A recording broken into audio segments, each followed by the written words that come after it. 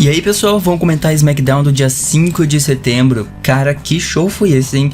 Vários anúncios aí muito interessantes, cara, pra próxima semana, que eu tô ansioso pra ver. Vai ter aí muitas lutas valendo o cinturão na próxima semana. E também ele, Vince McMahon, cara, tá voltando aí. O CEO da WWE, o Chairman, vindo aí de volta pra WWE depois de muito tempo que ele não aparecia, né? Acho que desde abril ou março que ele não aparecia. Então, acho que foi depois da WrestleMania que ele apareceu.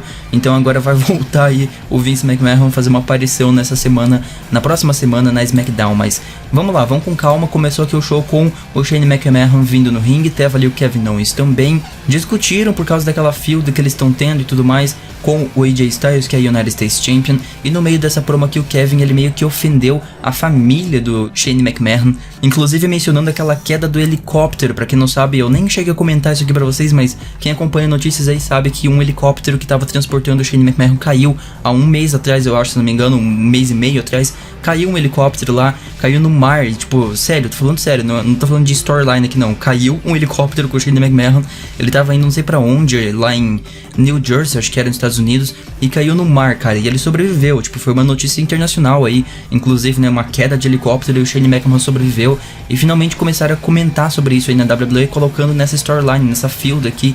E ele mencionou a família, inclusive falou um negócio bem pesado, né, bem pesado, tipo assim, se ele tivesse morrido, o Kevin Owens falou, né, se o Shane McMahon tivesse morrido, ninguém ia sentir falta, a família dele não ia sentir falta. E foi na hora que ele falou isso que o Shane atacou o Kevin. Pois é, olha só isso, o General Manager da SmackDown atacando o Superstar é uma coisa que realmente não acontece com muita frequência. E atacou com bastante violência o Kevin Owens, jogou ele por cima da mesa dos comentaristas ali. Enfim, foi um ótimo jeito de começar o show. Depois veio o Daniel Bryan também tentando separar ele, tentando acalmar ele. Teve um segmento depois com o Kevin Owens falando que ia processar a WWE, processar o Shane McMahon e processar todos os McMahons na WWE, inclusive, que é uma grande referência que a gente sabe quem, né, galera? CM Punk foi obviamente uma referência aqui, né, envolvendo processos, é óbvio que foi uma referência. Então foi um ótimo jeito de começar o show e a gente já volta a comentar sobre isso aqui. A gente teve uma luta aí com a Carmella versus Natalya, né? Carmella que tá segurando o briefcase, Natalya que é a Champion, a SmackDown Women's Champion. E logo depois aconteceu algo muito bizarro, cara, porque o James Ellsworth, que voltou há pouco tempo atrás aí, né, ficou um mês ali suspenso, na storyline ele foi suspenso por causa daquela confusão que ele causou, que inclusive foi o que fez a Carmella vencer o briefcase. Agora, a Carmella, depois da luta, começou, por ela ter perdido ali, né, pra Natalya, graças ao James Ellsworth, começou a falar que ela não precisa mais dele, que começou a ofender bastante, ele começou a chamar ele, inclusive, de deficiente. Sério, a Carmella chamou ele de deficiente por causa do queixo dele, né, todo mundo usou o queixo do James Ellsworth. E, cara, basicamente isso aqui é o fim dessa aliança, então, entre Carmella e James Ellsworth. E a Carmella, que tá segurando o briefcase, é claro que ela vai continuar aí na cena da Women's Division com bastante força. Mas agora o que vai acontecer com o James Ellsworth eu já não faço a menor ideia. Não sei se ele vai sair da televisão, quem sabe. O que vão fazer com o James Ellsworth, onde é que vão colocar ele na Cruiserweight Division, sei lá, cara. Tipo, bem estranho isso, mas enfim, parece que é o fim dessa aliança da Carmella e do James Ellsworth. A gente teve um segmento com o Dolph Ziggler que foi no mínimo bizarro, mano. Sério, o Dolph Ziggler falando que ele ia fazer um grande retorno e tal, e ele voltou exatamente do mesmo jeito. E quando ele voltou, ele começou a fazer várias entrances. Sério, ele começou a pegar e fazer várias entrances de vários superstars, começando a criticar como os superstars são hoje em dia, né? Que hoje em dia eles têm, por exemplo, ele criticou a Naomi, que usa bastante neon, né? Usa aquelas roupas de luz negra e tal. Tipo, criticando o John Cena também, fez a entrance do John Cena ali, imitando ele. Tipo, bem bizarro, sério, foi bem bizarro esse segmento aqui. Não sei exatamente o que eles estão tentando fazer com o Dolph Ziggler, só sei que é uma pena ver esse cara sendo tão desvalorizado como ele tá nos últimos 2 ou 3 anos. Aí a gente já não vê o Dolph Ziggler fazendo nada de muito incrível na WWE.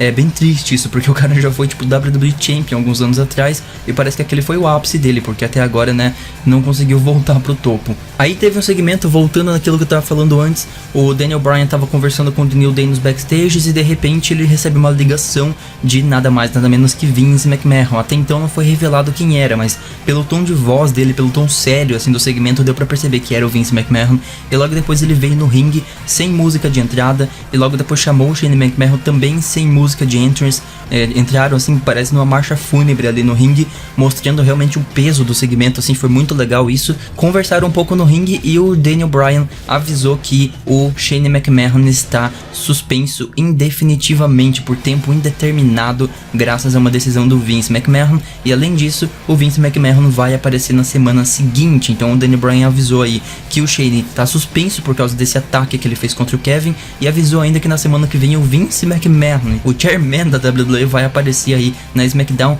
que vai ser uma SmackDown especial em Sin City, que é Las Vegas no caso, né? Vai ser o SmackDown Sin City e vai ter muitas lutas valendo o cinturão nessa noite também.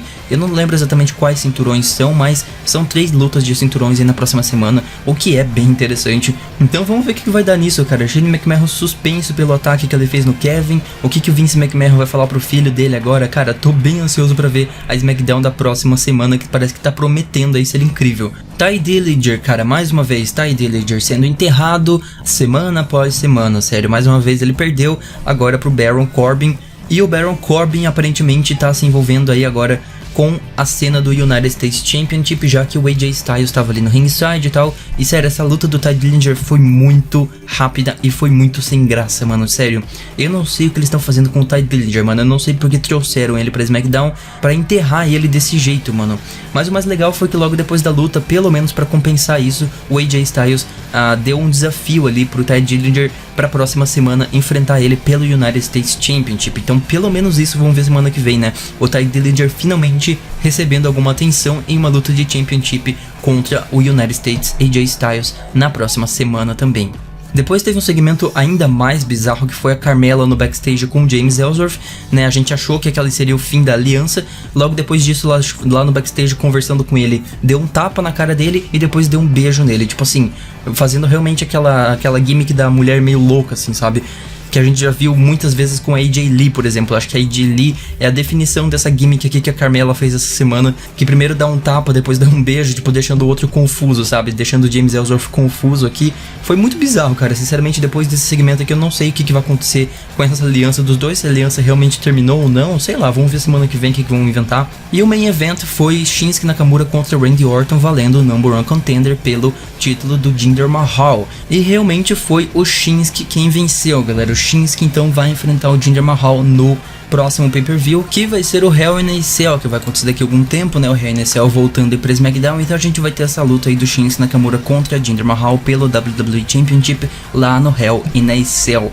Eu gostei da decisão, sinceramente acho que seria mais interessante o Shinsuke do que o Randy, mas eu agora mais uma vez não sei o que vão fazer com o Randy, apesar de que, pelo que eu fiquei sabendo, ele vai começar gravações de um filme, então é muito possível que ele fique afastado por um tempo, e não só ele, como o John Cena também, lá na Raw.